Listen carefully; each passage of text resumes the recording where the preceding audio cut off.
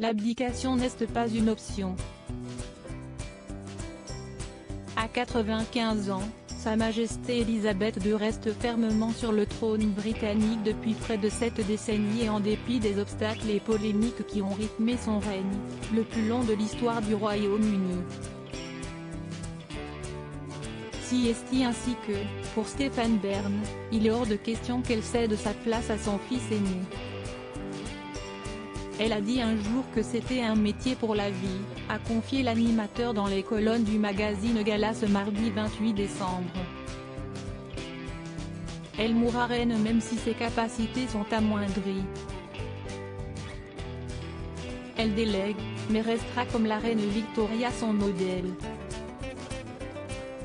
Il est donc formel, l'abdication est un mot assez tabou, elle ira jusqu'au terme de sa vie.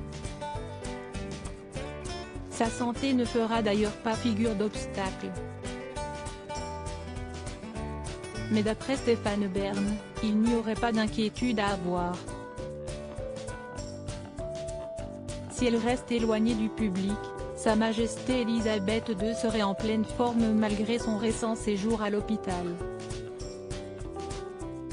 Source d'inquiétude pour les fans du Gotha, d'autant que cette déconvenue est survenue plusieurs mois après l'hospitalisation et la mort du prince Philippe.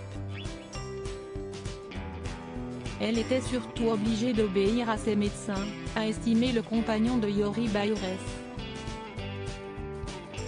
Et d'ajouter, ils lui ont demandé de ne pas aller au Remembrance Day alors qu'elle voulait le faire, de même pour la 26 pesos colombiens.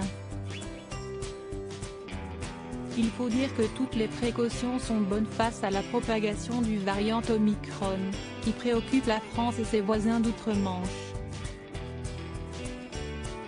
Sa Majesté Elisabeth II, 70 ans de règne en juin 2022. Je pense qu'elle veut être en forme le plus possible pour son jubilé de platine, qui va commencer en février et culminera au mois de juin, poursuivit Stéphane Bern.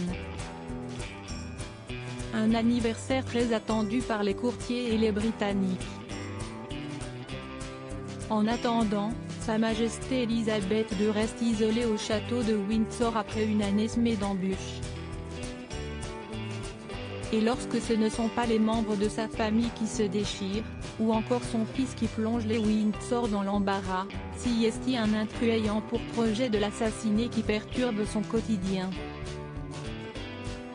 Lodi Lidje.